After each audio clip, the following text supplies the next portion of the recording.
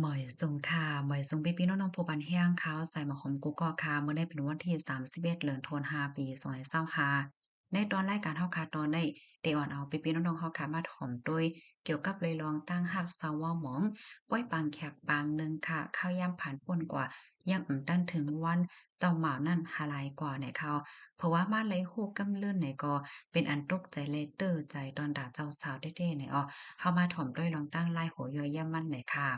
เมื่อวันที่27เดือนธันวาปี2025นั้นมีข่าวง่าออกมาว่ามีนางหญิงคนหนึ่งเป็นเจ้าออสเตรเลียเนาะมันนางไหนก็เลยออกมาลาดเหนลองตั้งพระวาจาปานอันมันนางเลยคบทบเกี่ยวกับเลยลองตั้งหักไหนเอามันนางนั่นเนี่ยก็เลยกินแขกเนาะเลยกบโกแต่หน้าหอต่อเคินเฮ็ดจังไหนนะก้อยกะว่าข้าวยามในป่นกว่ายังถึงวันค่ะเนาะลองนอนฝันลองเยิ่งอ่านลองแต่ตังโกจัดปานมันนางนั่นเนี่ยก็ เลยลู่เหลียวกวนปังกว่ามันนางในมีชื่อว่าไคลีค่ะมันนางลัดนี่ว่ามันก็เป็นนางหญิงคนหนึ่งที่อันเคยมีภาวะจัดปานติหลีอายุอาซักถึงปานมันมาเย้าไหนก็ใครมีนาหอต่อเฮิรนใครมีก่อกูเหมือนจังหนังเปิ้นว่าสังว่าเจ้าไหนก้อยกะว่าลองเยิ่งอันมานางนั้นเป็นมาเนี่ยค่ะอ๋อมานางเนี่ยก็เลยคบทบหญ้าผู้ชายคนหนึ่งเนาะข้าวทางหึงหมอก6 ปีเจ้าไหน เขาอบกันมาสิถึงขั้นตีตกลงแต่นาเฮิรนกบกูกันตีในปางแขกเขานั่นก็เฮ็ดใหญ่เฮ็ดหลงเฮ็ดแต่เฮ็ดว่าเหมือนหางว่าตีออกฟังหางอันหังลีแลกึกปึ้นในภาวะจาปานเขาเฮ็ดจังไหนเนาะแล้วก็มีแขกมีหาจังได๋มาโฮมตั้งนำตั้งหลายเฮ็ดไหนค่ะนะอ่อนตั้งดีเดแทบตัดใจเฮ็ดป้อยว่าสังว่าจังไหนก็เขาก็อบโอ้กันแล้วก็ตกลงกันฮักกันมาก็หึง6 ปีแล้วลูกกวนเฮ็ดไหนเนาะ ก้วยกาว่าลองตั้งอันหลากๆหลายๆก็เลยเกิดขึ้นเป็นคณะว่ายเหในตอนปอดกลางในกลางวันยาวกว่ายาวตอนกลางค่ำในก็เปิ้นก็ได้กินเกี่ยวกินว่วนกินซื้อจ้อมกันให้แหนมใจค่ะเจ้าหมาในเลยหายหลายกว่าค่ะมานั่งก็ว่าเจ้าหมาหายกว่าไหล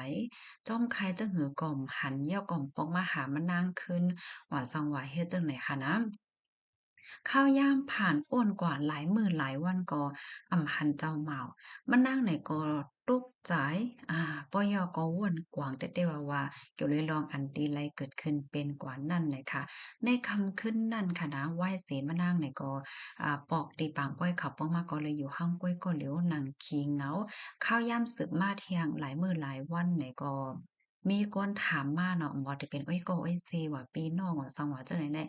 โพสู้กว่าไรปอกมาย่อแหน่จังสิงเฮ็ดไหนมันนางก่อมคัวเตไรตอบเปิ้นจึงหือมันนางก่อมคัวเตไรกว่าในเกในกลางเปิ้นจึงหือนั่นน่ะเนาะมันเลยอายน่ะเฮ็ดไหนเนาะเลอเห็นนั่นแหน่เขานี่ก็ซัมป้อเลยวางแผนไว้หมดแล้วดีเดกว่าฮันนีมูนเหมือนจังหนังว่าว่าเฮกินแขกเอากันแล้วเปิ้นก็ได้ออนกันกว่าเลกว่าแอวต่างตี้ต่างตั้งต่างวันต่างเมืองกว่าลือฮือลือใจว่าซังว่าจังไหนอันเจ้านั้นก็มานั่งไลขึ้นแขนสายยกเลิกแบต เสียงโหวดให้แหน่เนาะฮู้ว่าแต่ละเฮ็ดจึงหือเนาะฝ่ายหนึ่งก็มันไหนก็ทอกตอนดานเลยโหวดในในหอในเฮิรนเขาเดี๋ยวก็เอ้ยก็เอ้ยซีว่าจังหวะเจ้าในป้าเจ็มต่อหน้าคนตั้งนำเฮ็ดแนวเนาะ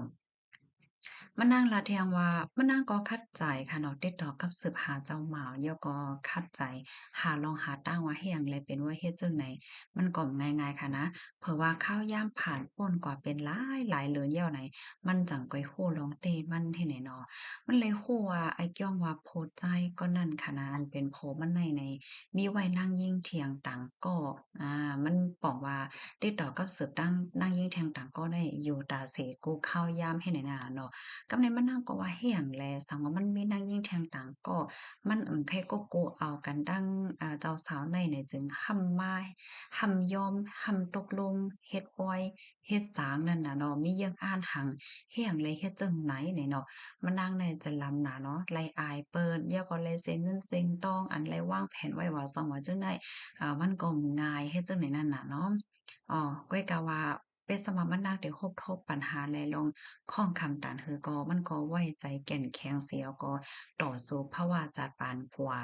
จึงไหนคะอ๋อเรียกว่าเป็นฟันห้ายลงดอนตาเพราะว่าจัดปานมันนางยาวอันที่เลยครบทบเฮ็ดจึงไหนนี่ค่ะกำในเปิ้นก็ขึ้นถามว่าป้อเมื้อนามาสังวาสูครบทบหญ้าเทียงก่อโกไหนจังสูเดกินแขกแต่หน้าเฮิรนเทียงนี่มันนางได้ก็ว่าโกยาวหลาบยาวเต็มแต่หน้าเฮิรนแทงยาวเฮ็ดจังไหนคะอ้อลองตั้งเปิงเป็นมันนางในค่ะเนาะมันก็ได้ให้หันว่าเงาลายพองยามมื้อเหลียวในเมอเตแต่ฮักไผ อำนั้นก็แต่ภาวะจัดปานจ้องภายในมันโหลไหลว่วนนำน้ำสตินำน้ำก้นมือเหลียวก็มันมีจอดมีเจน่ะให้ไหนเนาะมันก็หลอกแหลนเก้ามันก็ตั้งใจแค่ยาสเลหน้าตาเปิ้นห้าสังห้าแหละเจ้าไหนมันมีเจมันมีจอดไหนในแลให้แลสตินำเสกัมให้ไหนค่ะออข้อมูลในคาลิเปมาที่ห้องการข่าวสดออกไว้ค่ะนะมันก็ปันตั้งหันถึงตั้งนำค่ะเนาะ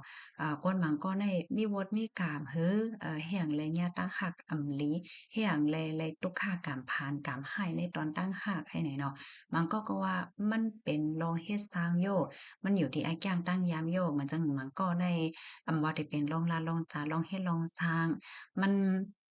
เรียกเลยว่าจังอะมันคาเกณฑ์น่ะมันคัดหน้าคัดตาเปิ้นน่ะแลเปิ้นเกี่ยวค่าสังหารนี่มันก็ได้ว่าเฮ็ดนั้นไหนน่ะเนาะในตอนในคาแลหังเฮียนมาป้าค่ะเนาะ ลองตั้งตีเฮ็ดให้เป็นโพรแกรมให้ในตอนตั้งหักเนี่ยค่ะอ๋อมันเนี่ยก็จะมีอยู่6นิ้วเนี่ยค่ะนะซังเจ้านำว่าเป็นก้นตีอันไลตุกขะไลเจ็บใจไลไหม้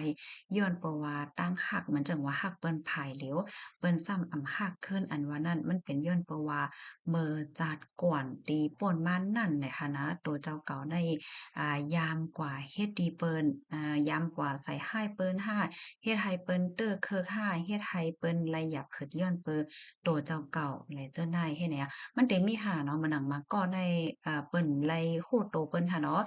ซ้ำกว่าจังเปิ้นกว่าค่าจื้อเปิ้นกว่าย่าเปิ้นเฮ็ดเนี่ยเพราะว่ามีดังยามเฮ็ดให้ในวดกรรมเนี่ยมันเตกึกโตเจ้าเก่ากว่าติ๊กๆนั่นยาวน่ะค่ะกับในที่2ค่ะลู่ซุ่มก้นที่อันเฮาคาฮักมันจั่งว่าก้นในเฮาฮักน่ะเนาะก็น่ะว่าอำไลอยู่จ้อมกันอำไลกันว่าเฮาว่าเฮ็ดจั่งใดนะอำว่าจะเป็นผัดลิพาผัดตายห่าเนี่ยก็เป็นย้อนเพราะว่าเมื่อจัดก่อนที่พ้นมานั่นไหนก้นที่เฮาฮักนั่นค่ะไลเฮ็ดวดเฮ็ดกามไว้นักหนาน่ะเหมือนจั่งหนังว่าตัดขาดอนาคตเปิ้นเฮ็ดให้เปิ้นไลเตอเคิกหมัดเจ็บรูเซ็ง ว่าซังว่าเจิ้นได้เหี่ยก็โตเจ้าเก่าก็ซ้ำกว่ามีลองคมมือจอมให้เนี่ยนะเผิดถึงมาจัดในเนี่ยก็เลยมาตุกมาหยับเลยมาขามจ้อมกันในอ้อกำในข้อที่หมาย3ค่ะไลก็โกดีอำลีเนาะมาหนังมังก็ได้เมื่อเปิ้นเป็นหม่าวเป็นสาวได้ก็เป็นก้นลีนาจังได๋เนาะเพราะว่าเอากันมาก็ยิ่งเป็นก้นที่อำลีกว่ากำเหลียวเนี่ยมันก็เป็นย้อนเพราะว่าเมื่อจัดก่อนตีโพนมานั่นไหนยามป้อทุบ เฮ็ดให้กันมาเหมือนจังว่ามีวดมีกามตีกันมาจังแนวกำนันยาวคาการเฮ็ดสร้างโกสำเสียนเปิงให้เปิ้นหันก็ผีหันอันเป็นเจ้ากรรมนายเวรให้เปิ้นเตรียมหมายไว้เซ็งมอดเฮ็ดให้ว่านะกำในข้อที่4ค่ะไลก็โกตีอันเปิ้นมีเจ้ามีของอยู่เหย้าเหมือนจั่งว่า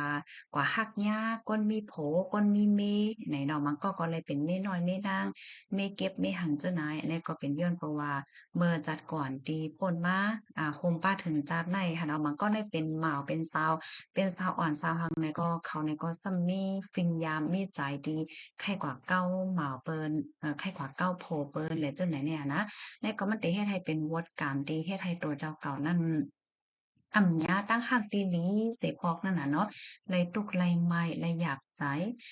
เพราะว่าวันหนึ่งมากกว่าหักยากคนเสียก็ก่อยเฮ็ดแขกก็กูย่อหน่อยก็เฮ็ดให้มันเย็นเป็นเสลองๆกว่าเฮ็ดให้ควบทนญาติลองออกมาไลในตอนตั้งหักเฮ็ดจั่งใดอ้อกับในข้อที่6ค่ะสร้างว่าตัวเจ้าเก่านั่นค่ะไลเจ็บโตอันนั้นก็เจ็บใจย้อนเพราะว่าตั้งหักอยู่ตาเส มานั่งมันก็เตน่าเฮิรนกว่าเยี่ยวค่ะเนาะกลุ่มไรไม่อกไม่ใจอยู่ตาเซก้วยมก้ามันก็ในยากก็กูอันหมอป้อหมอแหมไหลเจ้าไหนในก็เป็นย้อนเพราะว่าเมื่อจัดก่อนตีป่นบ้านนั่นไหนเจ้าเก่าเนี่ยก็เป็นก้นที่มีฟิงยามอันเรื่องอันจึ้งขนาดเลยฮาลาว่าหั่งเปินว่าเฮ็ดหั่งเปินว่าขี้เล็กเต็กเต็งเป้กินเปินว่าลองลักลองจาลองเฮ็ดลองสร้างและจังไหนจัดเนี่ยก็มันขึ้นมาตอบ แต้นขึ้นนะคะอันนี้ก็เป็นตอนหนึ่งค่ะนะข้อมูลในกองค่ะเลยเป็นมาดีห้องการข่าวสดออกไว้นะคะพี่น้องคะรับถอมเย้าหันถึงจึงหือพองค่ะเพราะว่าหันถึงว่ามีพรหลีแลน่ะคือเตจำเป็นข้อฟังตื้นถึงปันกันนั่นก็จอยกันสืบเป็นแพร่แชร์กว่าเสกล้ามหน่อยค่ะเนาะวดกรรมอันว่าในมันก็ลีโกไว้นำเก่าค่ะเนาะ เพราะว่ามาวนกลับมันว่าเนี่ยมันจะว่ามือจัดก่อนว่าสองว่าเจ้าในการที่เฮาเฮ็ดทางกูสำแสนเปิงค่ะเนาะป้าเจิมจัดในหั้นนะอันเฮาเฮ็ดอยู่กูว่าเนี่ยค่ะมันได้เป็นพรปางอันมาจ้องตั้งหลังเลยค่ะเนาะย้อนให้กูก็อยู่ได้กินหวานในรอดเพศกันค่ะมอยสูงค่ะ